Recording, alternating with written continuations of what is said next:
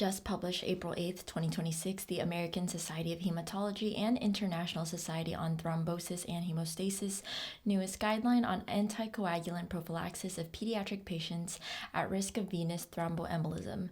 The purpose of this guideline is to provide evidence-based recommendations to support clinical decision-making for anticoagulant prophylaxis for preventing pediatric venous thromboembolism.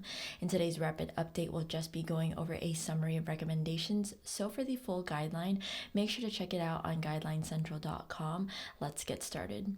For pediatric patients with leukemia or lymphoblastic lymphoma, the guideline suggests either anticoagulant prophylaxis or no anticoagulant prophylaxis. The guideline also suggests no antithrombin supplementation. For pediatric patients with solid tumors, the guideline suggests no anticoagulant prophylaxis. For pediatric patients receiving total parenteral nutrition or TPN more than 60 days, the guideline suggests anticoagulant prophylaxis.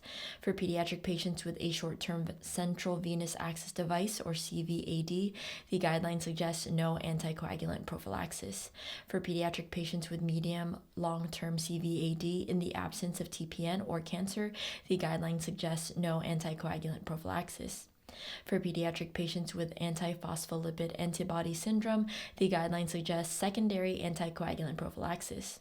For patients with persistently positive antiphospholipid antibodies, the guideline suggests no primary anticoagulant prophylaxis. For pediatric patients with trauma, the guideline suggests no anticoagulant prophylaxis. For hospitalized pediatric patients, the guideline suggests no anticoagulant prophylaxis.